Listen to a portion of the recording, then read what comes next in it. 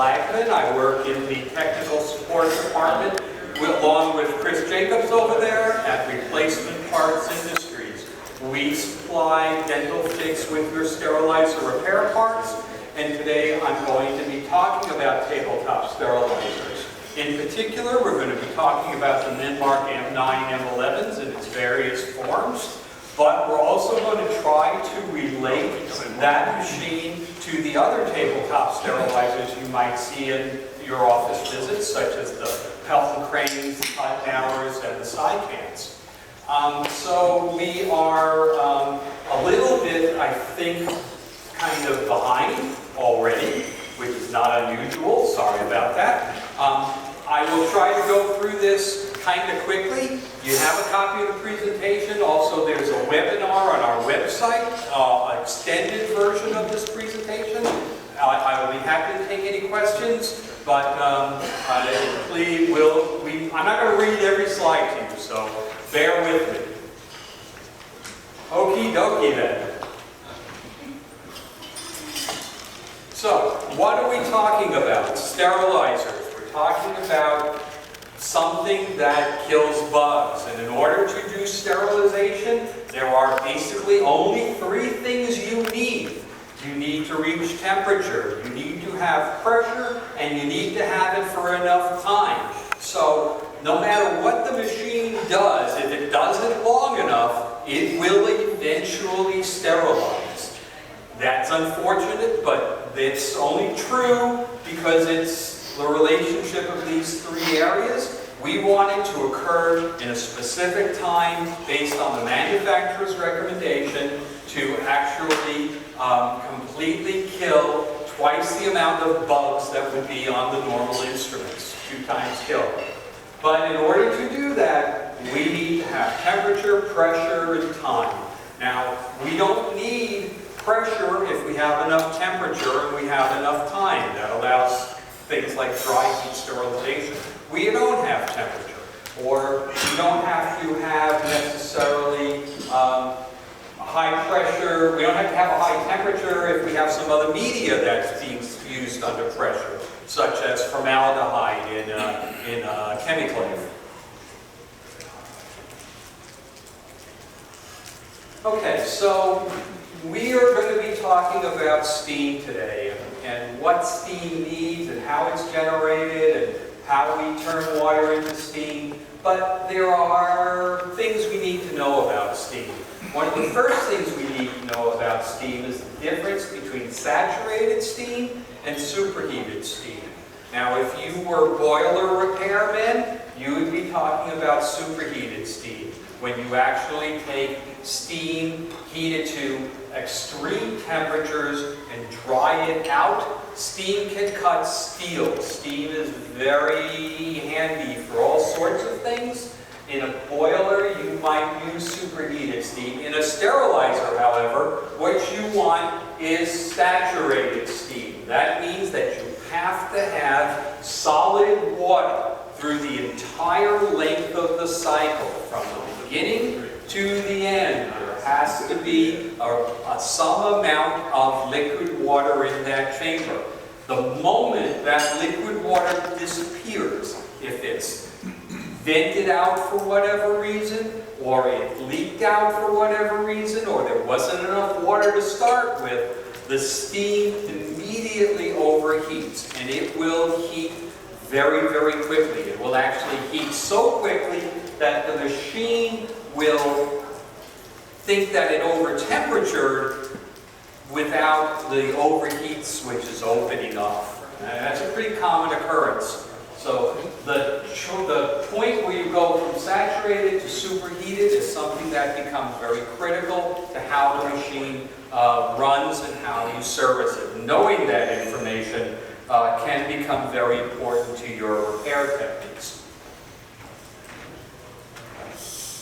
Okay, now y'all got some packets. I have to admit they gave my giveaways before you ever got here. You received from RPI some real nice tape measures, I hope. And you also got some pens. And I wish I had one I'd demonstrate it to you. But the pens have this chart on one side of the pullout, and there pen. Thank you, my hero. You got Ohm's Law. Anybody wants to know what Ohm's Law is? There it is. On the back, you have a temperature pressure conversion chart. A copy of the chart up there. Thank you so much. This is important. And now, I have to warn you guys, I met two guys earlier who were from Denver. Anybody that works at altitude, you know that this doesn't work right. Because you get up into high altitudes, all bets are off, you have to adjust for that, and it's something you need to be aware of and make compensations for. But once you know about it, it's not the end of the world. So, what are we talking about here? Well, in nature and the way the machine runs, we want the machine to be somewhere in about the 28, 29, 30 psi range with a temperature of about 272 to 274 degrees. That's the specification the machine works with. I'm sorry, I'm going to have to keep getting backing up and down off this riser because the remote clicker for some reason doesn't seem to want to work. Okay, now the other thing we need to know about steam is that steam needs to be moving in order for it to work properly. If you have something, say like a pressure cooker or a pressure vessel that you just heat up, you can have a situation like this. This is what you have. And what you're looking at is you have solid water on the bottom with the heating element, and then you have a layer of dense steam. And the further you get in the chamber, the steam becomes lighter and lighter because it's starting to condense and rain back down solid water. And up at the top, maybe you don't get so much steam. That's bad. That will not sterilize instruments because your instruments are actually not under the correct temperature pressure situation. You need the steam to actually circulate around those devices, to get in the pores, to get in the packs, to get under the wrappers, to get into the boxes. Whatever they're trying to sterilize, the steam has to circulate amongst them.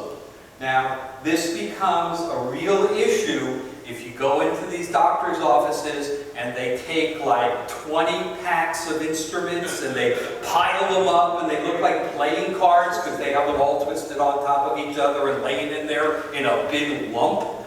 And right in the middle of that lump, the steam never gets to those instruments. And they don't care, they're dentists. But I care because the dentist is working in my mouth. So we don't want that to happen. It's very important that dentists, that their staff understand how to load these machines. The technique they use is critical. The amount that they put in the machine is critical. How they put it in the machine is very, very important. Okay, so what are we going to do about this situation? Well, some brilliant engineer developed a way to kind of move the steam within the device.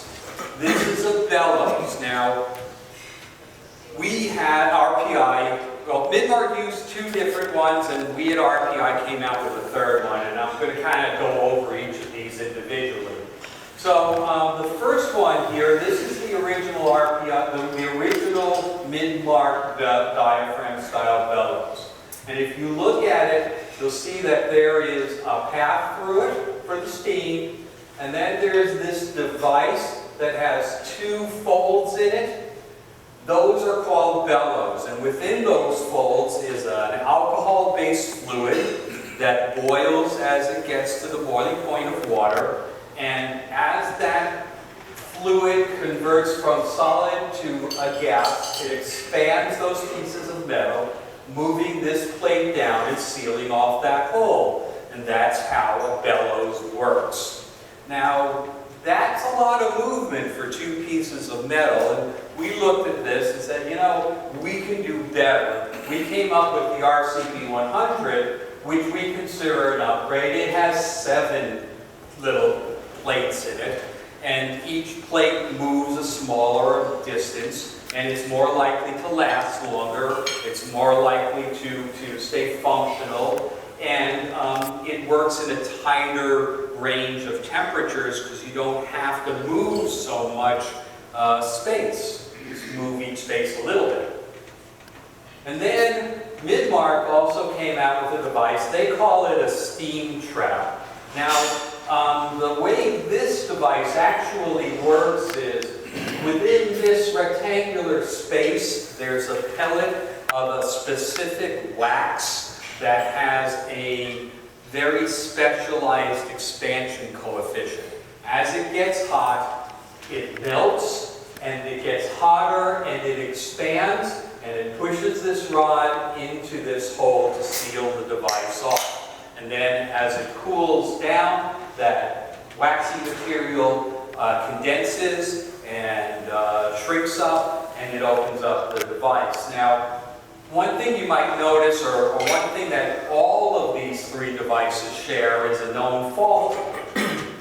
This sealing surface has to remain clean. In order for these devices to work, there can't be any crud built up on there. That's one of their biggest failure modes. Stuff gets rinsed into them from the chamber, bits of wrapper, bits of paper from the packs, whatever. Gets flushed down into them, gets on those seats, and stops the device from sealing up. As a matter of fact, one thing you can do with these, if they stick open, if your doctor doesn't believe there's a problem, you can put a little bit of warm water in them.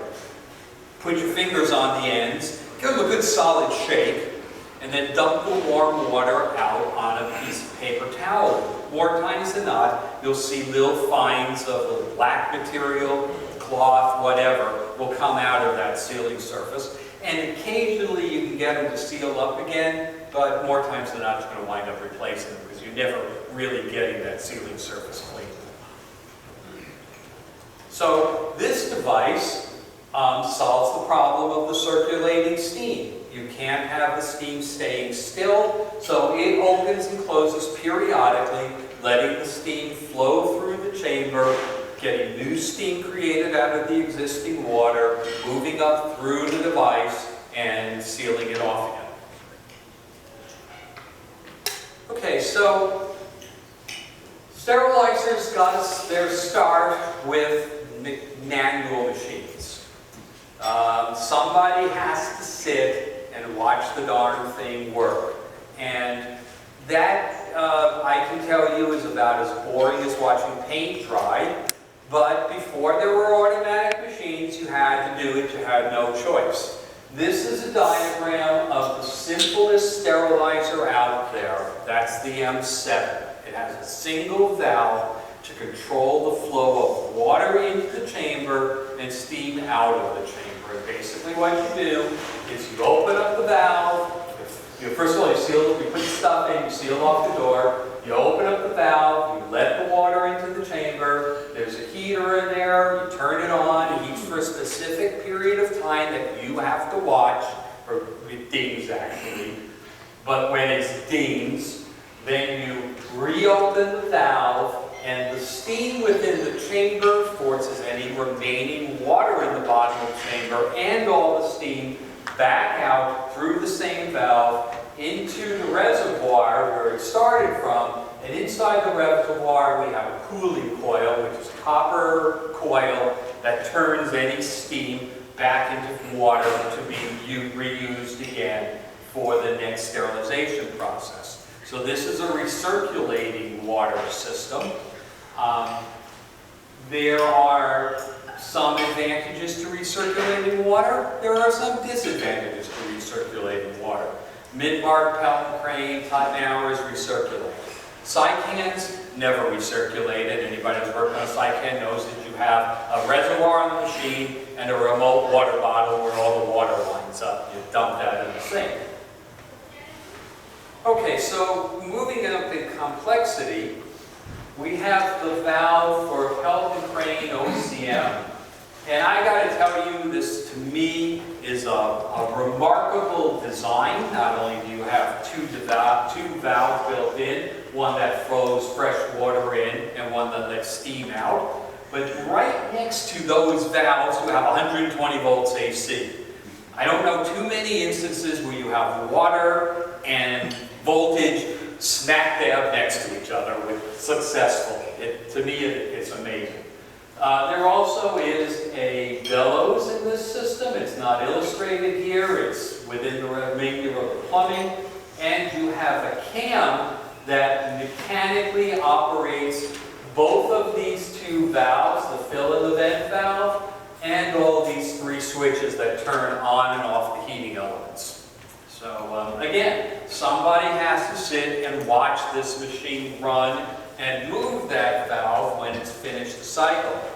So what are we talking about here? Well, when you go to an automatic machine, there are some things that you need to have, no matter what you're talking about. I'm not going to go through all of these, but they involve moving water in and out of sensors.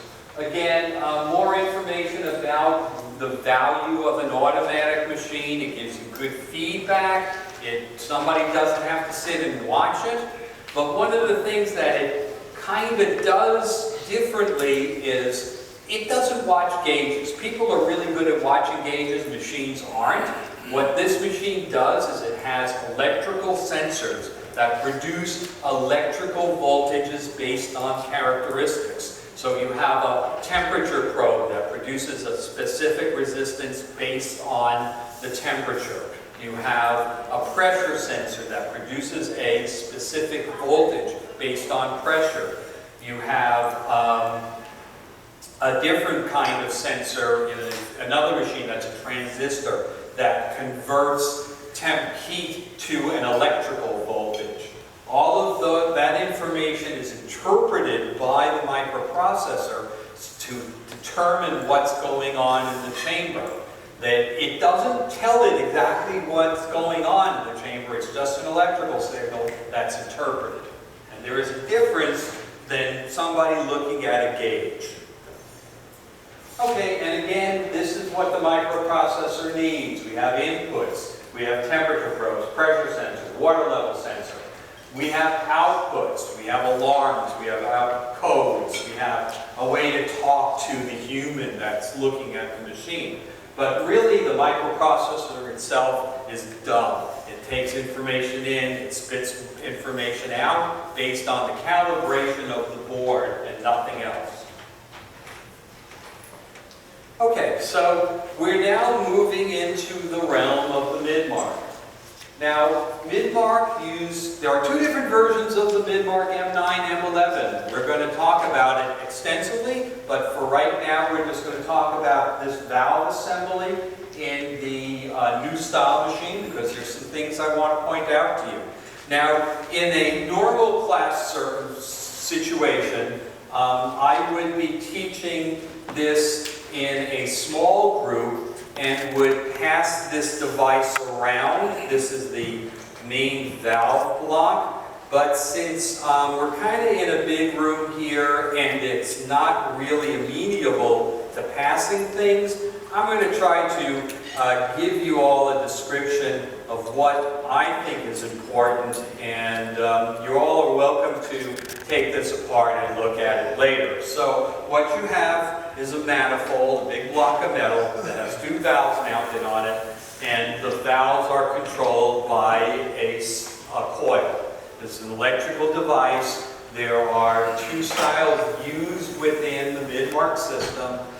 They are all fed 120 volts AC in mid-mark equipment. Some of them have what's called a full-wave bridge rectifier mounted internal to the solenoid coil. That's important.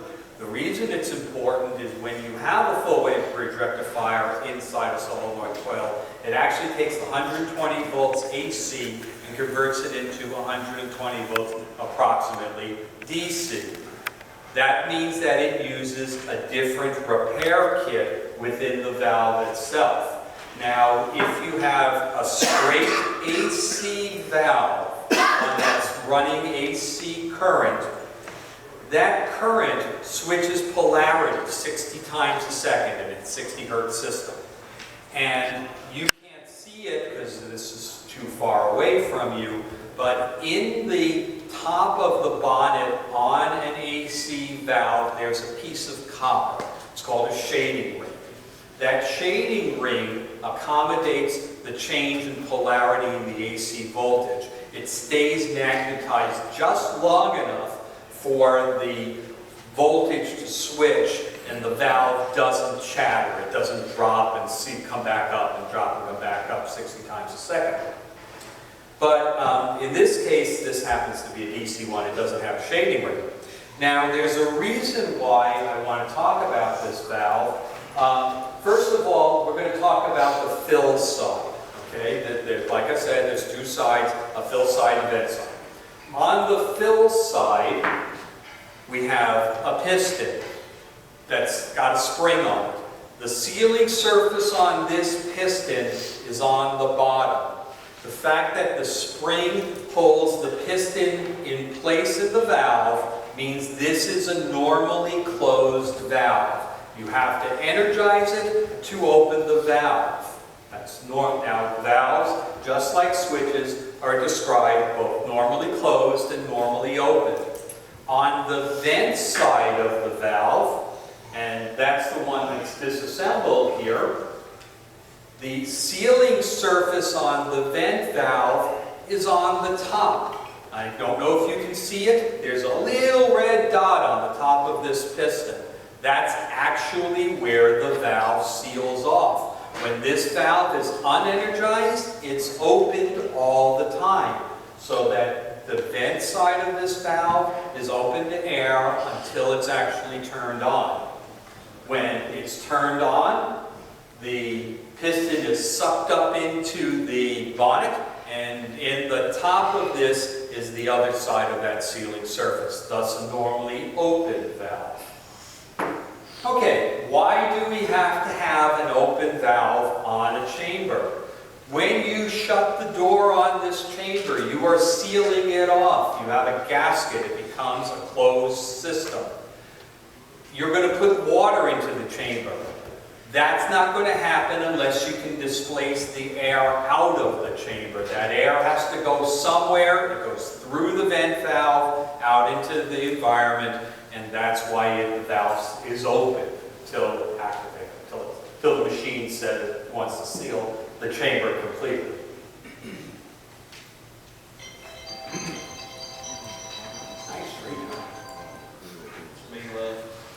Okay, so we did mention earlier that there are two styles of M9 and M11s out there. We like to refer to them in RPI as an old style and a new style. Call them what you like. The old style, red LEDs on the top. That's the easiest way to identify it to your customers. There is a difference in the serial numbers. There's huge differences in the parts. Red LEDs, old style, green liquid crystal display, new style. As you go through this presentation, I'm going to try to compare the two machines against each other. We're going to run this machine a little bit, you know, maybe not, because it's giving me some trouble. But, yeah, we'll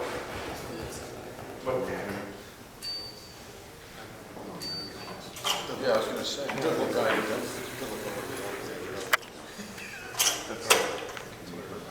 okay, so red LEDs, green liquid crystals, please know what machines you're working on so you can get the right parts, the right circuit boards. Everything about these machines was redesigned. It's really, really important to know which one you're talking about.